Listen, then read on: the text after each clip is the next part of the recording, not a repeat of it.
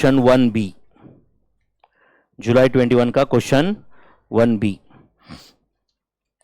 चलो क्या क्वेश्चन है बच्चों? SNS trading company has 3 main departments and 2 service departments. Main मतलब प्रोडक्शन डिपार्टमेंट रहेंगे एंड 2 सर्विस डिपार्टमेंट। क्वेश्चन पढ़ना पड़ेगा ना बच्चों, या भूख लगी? भूख लगी? आज क्या क्या करना है? पूरा 4 बजे तक कंटिन्यू करना है या अपना वही फॉर्मूला? हाँ, ब्रेक के बाद और तो फिर मैं 2:40 तक लूंगा।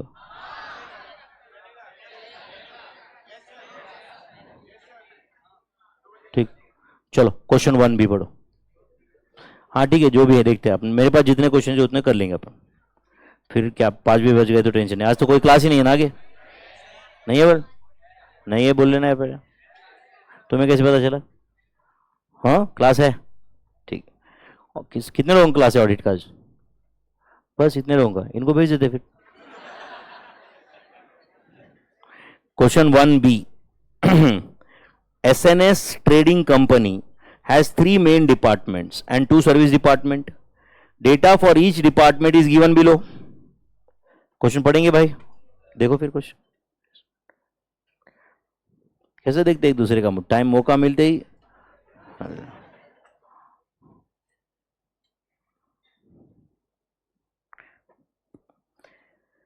ओके, तीनों का एक्सपेंसेस दिया हुआ है, एरिया इन स्क्वायर मीटर दिया है, नंबर ऑफ एम्प्लॉयज दिए, दिख रहा है क्या? Cost of maintenance department and personal department. अच्छा ये दोनों सर्विस डिपार्टमेंट है भाई, मेंटेनेंस एंड पर्सनल, ये 2 सर्विस डिपार्टमेंट है। Is to be distributed in the ratio of area in square metre and number of employees respectively. Respectively इससे फर्क पड़ता है, मतलब वो सीक्वेंस दे रहा है आपको, समझा क्या? इधर ही पता चल गया स्टेप लैडर मेथड है आगे, नहीं तो रिस्पेक्टिवली देता ही नहीं वर्ड। समझा क्या आपको? ये prepare a statement showing distribution of expenses of service department to main departments by using step ladder method. By using step ladder method compute the overhead rate per hour for each department given that purchase department, packing department and distribution department works for बोलो 12 hours a day, बराबर है ना? 24 hours a day, 8 hours a day respectively. Assume that there are 365 days in a year and there are no holidays. तो सबके hours भी दिए आपको in short, दिए कि नहीं? और अपने को क्या फाइंड करना है? Overhead rate per hour. क्या लिखेंगे हेडिंग? 5 मार्क का क्वेश्चन है। Statement showing calculation of overhead recovery rate. उन्होंने ओवरहेड रेट बोला, अपन रिकवरी रेट पूरा लिखेंगे। Overhead recovery rate per hour bracket में लिखेंगे। Method of reapportionment of overhead step ladder method, right?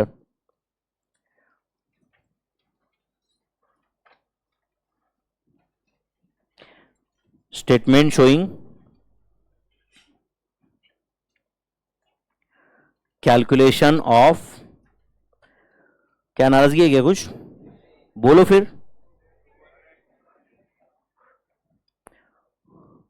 Overhead recovery rate per our.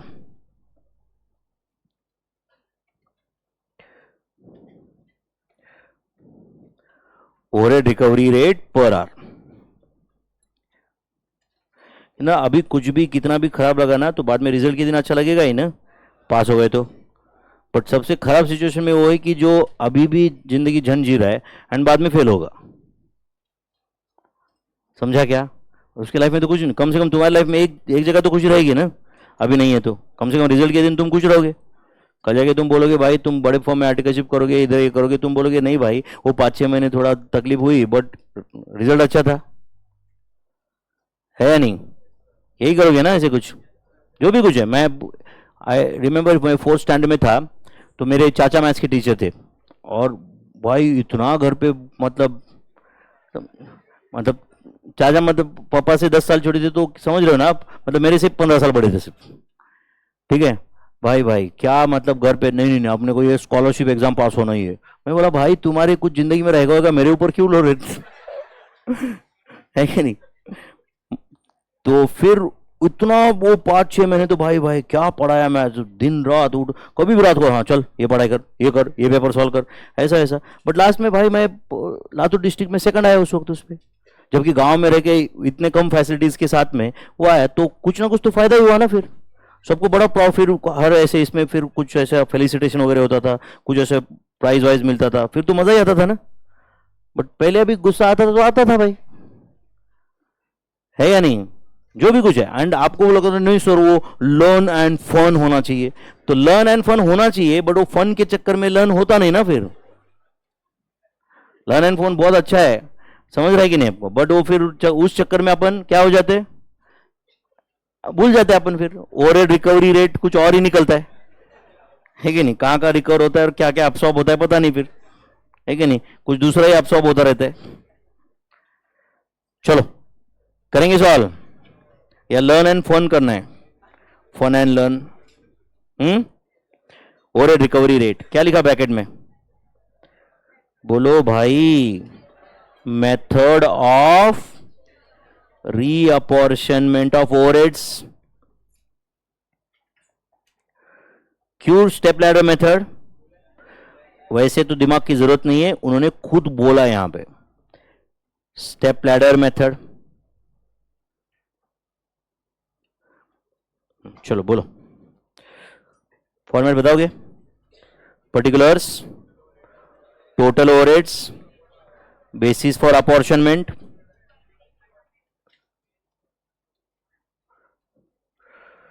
Particulars, total overheads, basis for apportionment, और कितने? 5 department है क्या? 3 प्रोडक्शन ना, 3 प्रोडक्शन 2 सर्विस, ठीक है? बोलो कुछ तो, यस सर नो सर।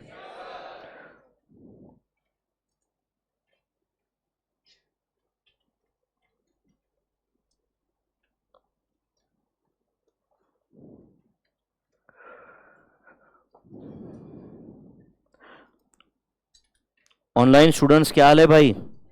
तुम्हारे पास तो आज क्या टेंशन ही नहीं है, तुम उधर के चुप साले। बचा लेक्चर 4 बजे है ना, आज तो यूट्यूब पे भी है, देख रहा हूँ मैं नंबर ऑफ व्यूवर्स, तुरंत अभी 20% तो डाउन हो ही गए।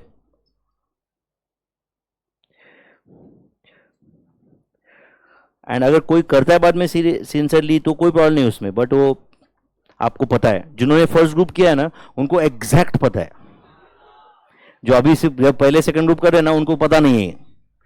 जो फर्स्ट ग्रुप किया ना उनको इतने कंसेप्ट क्लियर है कि बस उनको मेरा गुस्सा बिल्कुल नहीं आ रहा है, वो बोल रहे हाँ भाई सही है, हमने देखा है फर्स्ट ग्रुप में बैकअप की कैसी पुंगली और कहाँ घुसती है कि नहीं? बराबर है कि नहीं? और कैसे कैसे अंदर जाती है, बराबर है कि नहीं? बेसिस फॉर अपॉर्शनमेंट, उसके बाद main departments and service departments. Main department कौन से?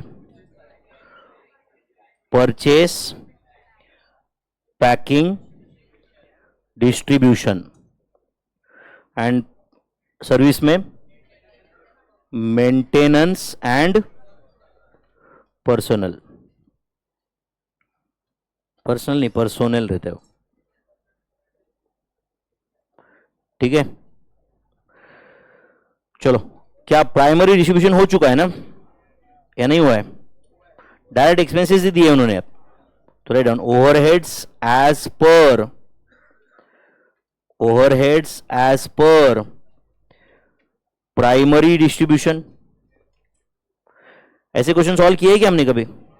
बट प्रॉब्लम ये है कि उसमें सर डिपार्टमेंट का नाम ABC ऐसे रहता था, है कि नहीं? कितना है बोलो? 5 lakhs, 8 lakhs, 3,50,000, 6,40,000, 3,20,000। टोटल बताओ इसका। 26 lakhs कितना? 10,000। यहां पे लिख देना गिवन। प्लीज थोड़ा आवाज कम करना मेरे भैया।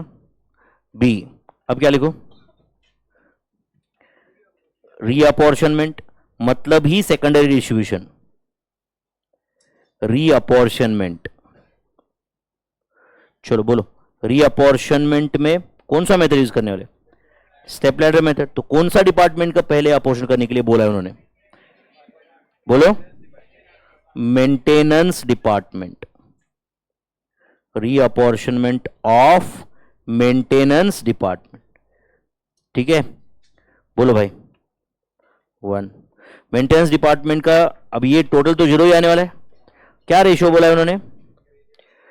Area in square metres, area in square metres. चलो बताओ एरिया इन स्क्वायर मीटर का रेशियो।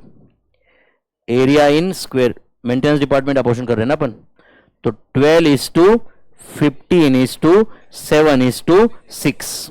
4 तो नहीं लिए ना? पक्का? क्यों नहीं लिए? वो तो उसी का है, 6,40,000 नेगेटिव होने वाला है उधर।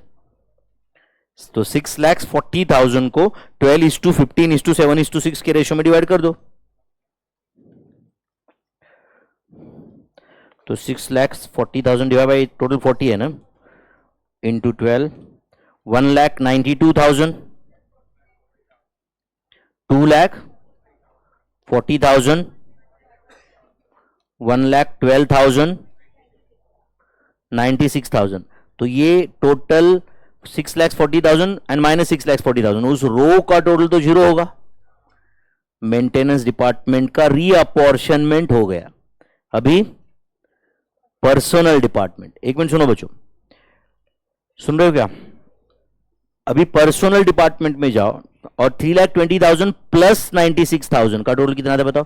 4,16,000। तो आप ये मिस्टेक नहीं करने वाले थे ना अभी, बट क्लास में किए रहेंगे पहले कभी। तो ये 4,16,000 एंड और एक मिस्टेक का चांस है, वो भी मत करना, ये मेंटेनेंस में कुछ नहीं आएगा अभी, क्योंकि स्टेप लैडर मेथड है। Reciprocal services are not provided. अब आपको लगेगा नहीं सर, बट उधर उन्होंने नंबर ऑफ एम्प्लॉय बोला, एम्प्लॉय तो है ना उस डिपार्टमेंट के। भाई स्टेप लैडर मेथड, बेसिक में प्रॉब्लम हो रहा है ना फिर तो। Reciprocal services are not provided. तो अगर मेंटेनेंस ने पर्सनल को सर्विस दिया है तो पर्सनल मेंटेनेंस को सर्विस दे ही नहीं सकता, एंड अगर दिया रहता तो स्टेप लैडर आता ही नहीं। समझा क्या? चलो बोलो क्या बेस है? Number of employees. तो बोलो नंबर ऑफ एम्प्लॉइज का रेशियो बताओ कितना? 8:17:7, आगे कुछ भी नहीं। सही है? तो 4,16,000 डिवाइड बाय क्या है? 32 टोटल, तो into 8 is it 1,04,000, then 2,21,000, 91,000, nil and negative 4,16,000, ये तो पता ही है आपको। एंड अब बताओ ये टोटल मतलब ए प्लस बी आएगा ना बच्चों? ए प्लस बी टोटल। बोलो इस रो का टोटल तो ऑब्वियसली 26,10,000 आने ही वाला है। बोलो परचेज डिपार्टमेंट का total 5 lakhs, 1,92,000, 1,04,000, is it 7,96,000? 7,96,000, then 8 lakhs plus 2,40,000 plus 2,21,000, 12,61,000, 3,50,000 plus 1,12,000 plus 91,000, total 5,53,000। आगे का टोटल सच्ची में नील है क्या? ये भी नील है। तो ये होगा टोटल। अभी उन्होंने क्या फाइंड करने के लिए बोला था? पर आवर बोला था ना, तो right down D working hours. एक काम करो ऐसे लिख देना, working hours per day, working hours per day. सही है भाई? बोलो वर्किंग आवर्स पर डे क्या क्या है? परचेज डिपार्टमेंट, ये सीक्वेंस है कि चेक करो पहले। Purchase, packing, distribute. कभी कभी समझा है इंस्टीट्यूट बहुत खतरनाक है, मैं समझा क्या?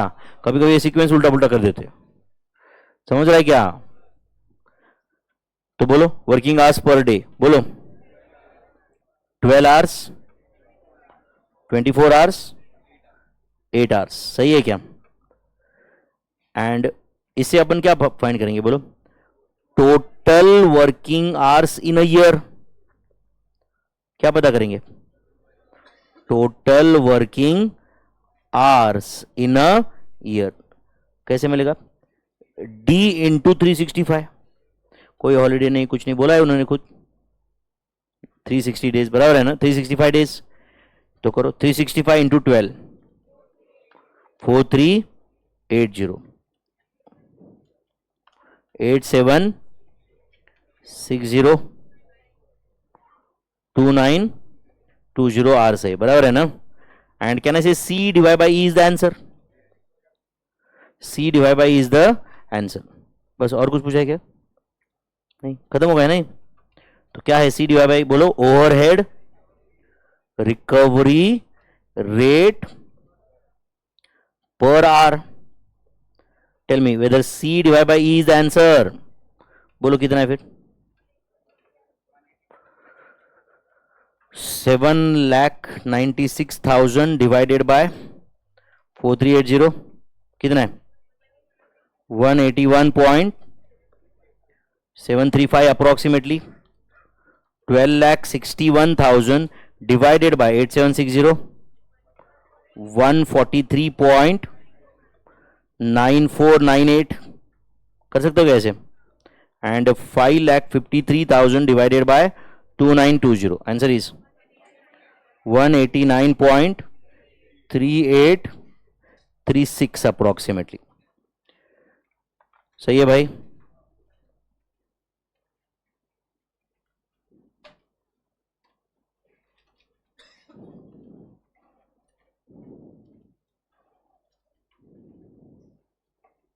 एक मिनट, आईसीआई का आंसर बताता हूं मैं, आप चेक करो। 181.74 है उनका, अपना पे ऐसे कुछ है क्या? 143.95 एंड 189.38।